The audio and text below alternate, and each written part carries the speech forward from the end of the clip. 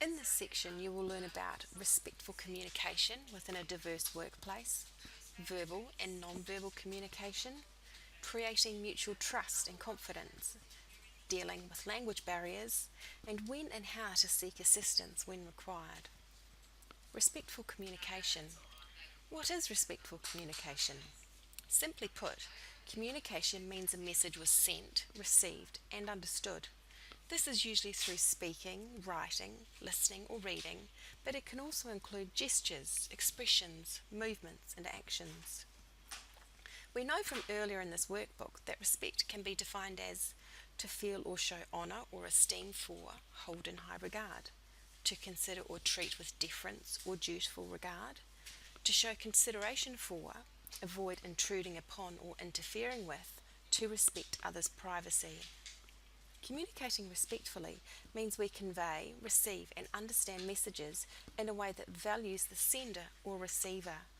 If we take the time to understand the context of the communication and the person communicating, we will better understand the intended meaning of the communication. Verbal and non-verbal communication.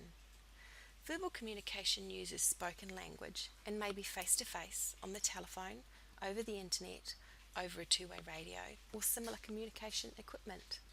As a volunteer, you may find you use verbal communication on the phone with clients, or in team meetings with your colleagues, or during your discussions with your supervisor.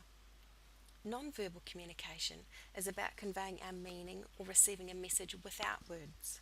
Non-verbal communication includes your tone of voice, the use of pauses, gestures, personal space, facial expressions, body language, and posture. Other examples include when we make a thumbs up signal, pump the air in victory, drop our shoulders in defeat, smile at another person, tap our pen impatiently during a boring meeting, or roll our eyes. Verbal and non-verbal communications often occur together. For example, when we are talking with someone face to face, we receive a verbal message and a non-verbal messages through body language. To fully understand the meaning of the message, we need to pay attention to both these signals. Language is complex, and some words have more than one meaning, and other words have different meanings to different people and cultures. Therefore, always clarify a message to ensure you have understood it as intended. Using verbal and non-verbal forms of communication together can help convey a message clearly.